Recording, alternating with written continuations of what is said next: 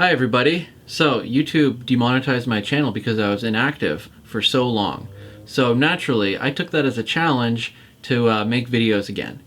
And so here we are. Now, today I decided that we are going to go over one of the basics, which is hash functions. Now, I've probably explained hash functions in some of my other videos before, but I don't think I've ever done a dedicated video just to what a hash function is. So let's just jump right into it. A hash function is quite a simple concept, but it's quite a useful one. Essentially what it is you are taking a set of data or some sort of input, you are putting it through the hash function, and then out comes some sort of random looking value, but it's not random at all. And it's usually represented as a hexadecimal value, like this. That's what that little OX at the start means. That means this is a hexadecimal. And if you don't know what a hexadecimal value is, it's basically a number that's in base 16. So it goes 1, 2, 3, 4, 5, 6, 7, 8, 9 like normal, but then it goes A, B, C, D, E, and F. And then once you get past F, then it goes to 10. But 10 isn't actually 10, it's actually 16. But I digress. Now, a hash function will always get you an output of a particular length. So, for example, with the SHA-256, you'll always get a 256-bit number as a result of the hash function. There's lots of different hash functions, but there's also cryptographically secure hash functions, which have a very particular set of qualities that make them more useful than any old hash functions. Okay, so the qualities that make a cryptographic hash function cryptographic are these, and I'll go through them one by one with you. Now, first we got deterministic. This is the basic quality of any hash function, in fact. So what we mean by it has to be deterministic is that if you put in some input into your hash function, you will always get the same input. So if you put hello into SHA-256, you'll always get the same hash as a result. No matter what computer you use it on, do it on paper, do it on a supercomputer, do it on some old Mac 2, it'll always end up being the exact same hash that results from the same input. The next quality that's important is that it's fast to do that hash calculation. If you want to take the string hello and put it through the hash function, that should not take too long. Now, one of the things that's important for a cryptographic hash function is that it is basically impossible to do it the other way. Right here I wrote slow to do it the other way, but really it should be computationally unfeasible. So you shouldn't be able to take the hash value and reverse engineer that and figure out that the thing that created that hash value was the string hello. That should be basically impossible.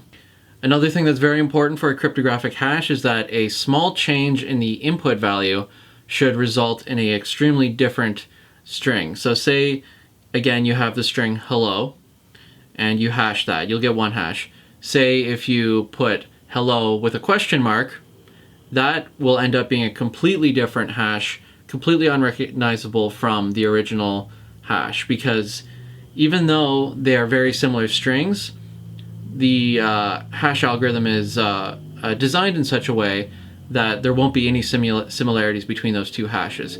Even if you have, a 10,000 word book and then another 10,000 word book, but it only has one letter different between them, those two hashes will still be completely different. And that's one of the things that's important for a cryptographic hash algorithm to have. The last thing that's very important is that there has to be a very low chance of a collision. And a collision is when you have two different things that produce the same hash value. So, as I mentioned earlier, SHA-256 produces a 256-bit hash value. So it's feasible that you could have, since you have unlimited number of possible inputs, you could have a collision between two things, meaning that, hello has the same hash value as goodbye. That's an example, it's not actually the case.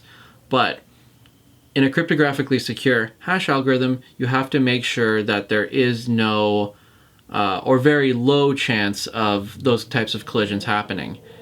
And the way that SHA-256 is designed and the way that the function works is that that doesn't really happen. It's very infeasible to A, find a collision, and B, manipulate it in such a way that you produce a collision.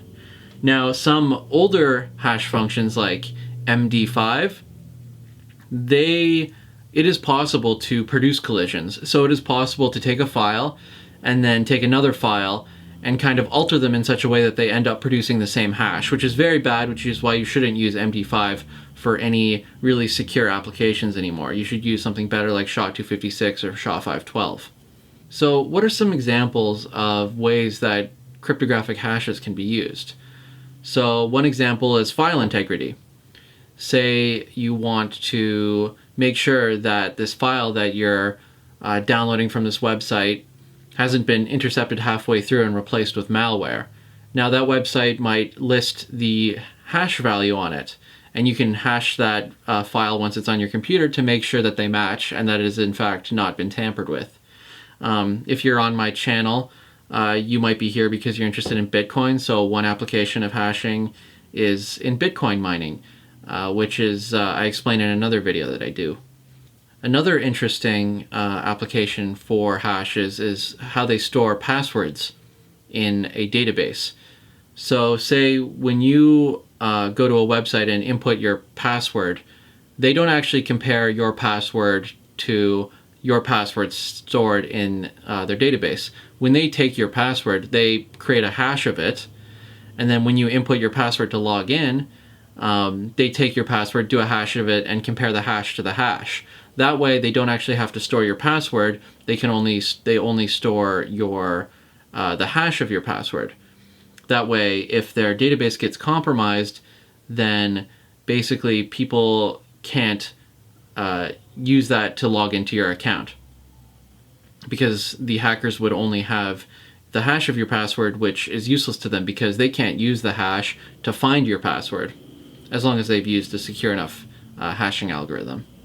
And that's based off of that quality that we discussed before of it's fast to do one way but slow to do the other.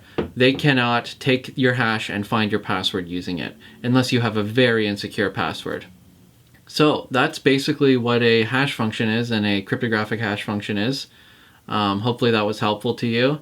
Like, subscribe if you care to. If you don't like the video, then don't like or subscribe. That's fine with me as well. I hope you have a wonderful day, and I hope you learn something. So have a good one.